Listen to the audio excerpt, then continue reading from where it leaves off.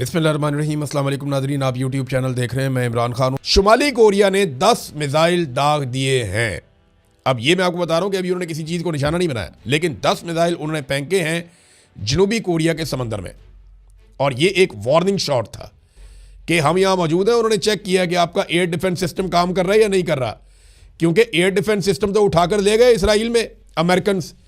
तो अब शुमाली कोरिया ने इसको एक अपॉर्चुनिटी के तौर पे लिया। उन्होंने कहा चेक करते हैं इनका सिस्टम काम कर रहा है या नहीं कर रहा।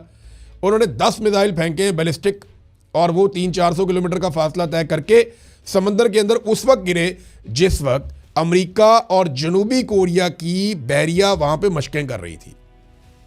ये है जनाब कहानी।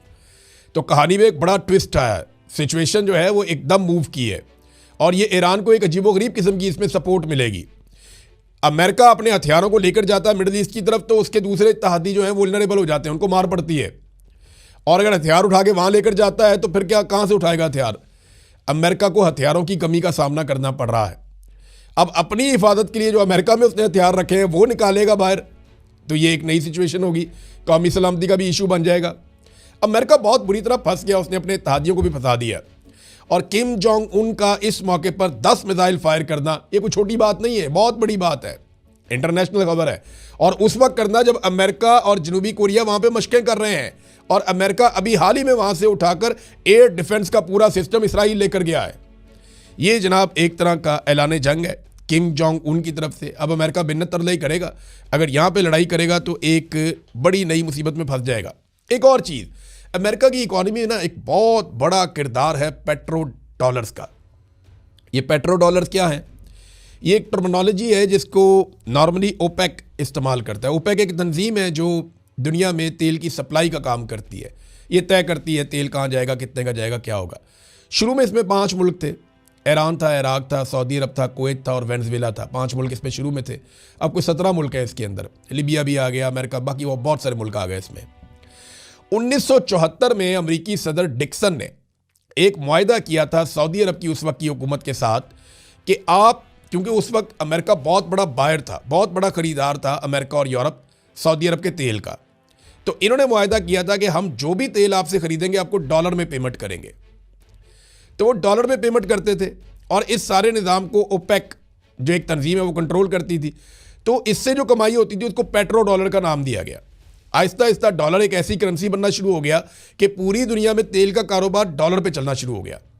और इतना ज़्यादा डॉलर मकबूल हुआ कि आप दुनिया के किसी भी मुल्क में जाएं, आप डॉलर देंगे आपका चल जाएगा। आप चाइनीज़ करेंसी दे दें, जापानी करेंसी दे दें, आप पाकिस्तानी करेंसी दे दें दुनिया के किसी मुल्क में, आप पाउंड दे दें, यूरो दे दें, नहीं चलते वो। यूरोप के अंदर यूरो चलता है, इसी यूरो को आप कहीं एशिया में ले जाए नहीं चलेगा। डॉलर दुनिया के हर मुल्क में एक्सेप्ट किया जाता है, वो एक आलमी करेंसी बन गया पेट्रो डॉलर के ज़रिए से। यानी दुनिया की पेट्रोलियम मसनूआत की जो एक तरसील है वो डॉलर के ज़रिए से हो रही थी। फिर आहिस्ता आहिस्ता अमेरिका ने पेट्रोल इंपोर्ट करना कम कर दिया, क्योंकि अमेरिका ने खुद अपना पेट्रोल बड़ा बंदोबस्त कर लिया। तो ऐसे में चाइना इस वक्त सबसे बड़ा खरीदार है पेट्रोल का इस खित्ते में, और रूस एक बहुत बड़ा सेलर है, वो बहुत बड़ी मिकदार में पेट्रोल बेचता है दुनिया को। तो अब ईरान ने एक अजीबोगरीब शर्त रख दी है, और चीन ने और ईरान ने ऐसा लगता है मिलकर अमेरिका को टिकाने लगाने का फैसला कर लिया। शर्त उन्होंने ये रखी है कि जो भी जहाज़ यहाँ से महदूद मिकदार में अपना तेल लेकर जाना चाहते हैं अपनी ज़रूरत के तहत, वो अगर चाइनीज़ करेंसी के अंदर पेमेंट करते हैं डॉलर की बजाय, तो हम उनके लिए रास्ता देंगे। देखिए, ये जिस वक्त अमेरिकन डॉलर गिरेगा ना, उस वक्त अमेरिका गिर जाएगा। अगर किसी एक चीज़ ने अमेरिका को सुपर पावर के तौर पे बरकरार रखा हुआ तो उसको डॉलर है, जो पूरी दुनिया में एक्सेप्टेबल करेंसी है। जब मुतबादल करेंसी आ जाएगी चैलेंज करने के लिए, तो फिर वो चैलेंज सिर्फ ये नहीं होगा करेंसी आ गई है, वो नई सुपर पावर आ जाएगी। और इसको तोड़ने के लिए ईरान ने चीन के साथ मिलकर ये शर्त रख दी है कि जनाब जिन्होंने लेकर जाने हैं यहाँ से तेल के जहाज़, वो एक काम करें, वो डॉलर की बजाय चाइनीज़ करेंसी के अंदर ले जाए उठा के।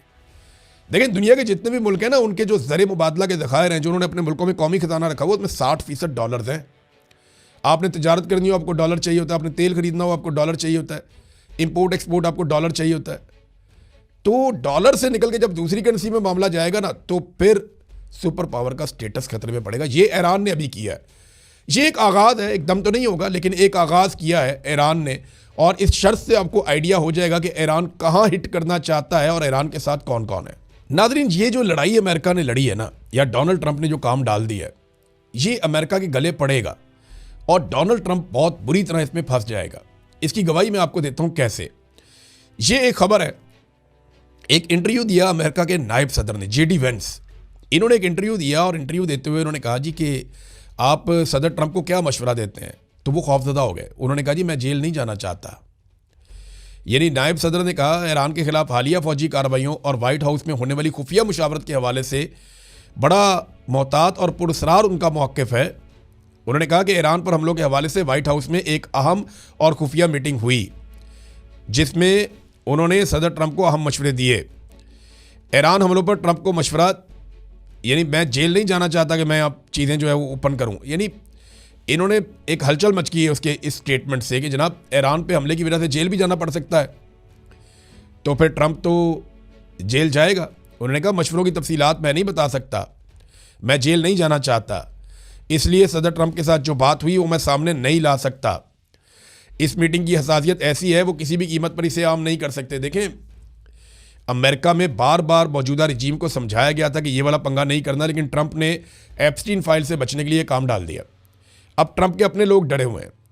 एक मिथ ये है और ये दावा किया जा रहा है, द टेलीग्राफ ने यह दावा भी किया है कि अमरीकी वजीर जंग पीट हेग्सेट, इनको जनाब ईरान जंग पे हटाया भी जा सकता है, क्योंकि सारी तनकीद का रुख इनकी तरफ जाएगा और बहुत मुमकिन है कि इसको एक ह्यूमन शील्ड के तौर पे इस्तेमाल किया जाए और ये बंदा डोनाल्ड ट्रंप की जगह पे सज़ा भुगत रहा हो फ्यूचर में, क्योंकि इसने बड़े जारहाना बयान दिए हैं ईरान पे अटैक के हवाले से।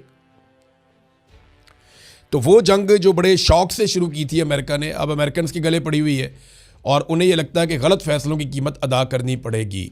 नादरीन, ईरान में जो अब तक लोग शहीद हुए हैं उनकी तादाद 1350 के करीब है और 17,000 से ज़ायद लोग ज़ख्मी हो चुके हैं।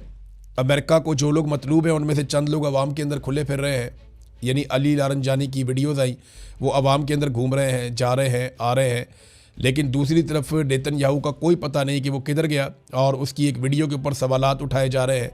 बहुत सारे लोग दावा कर रहे हैं, लेकिन ये सारी अफवाहें हैं, अभी तक कन्फर्मेशन किसी चीज़ की नहीं आई। अब देखना ये है कि क्या इसराइल वापस नॉर्मल हो पाएगा, क्योंकि इसराइली शहरी एक फ़ोबिया का शिकार हो गए हैं, वो ज़हनी तनाव का शिकार हो गए हैं जिस किस्म की बमबारी उन्होंने गुज़िश्ता 2 हफ्तों के अंदर देखी है।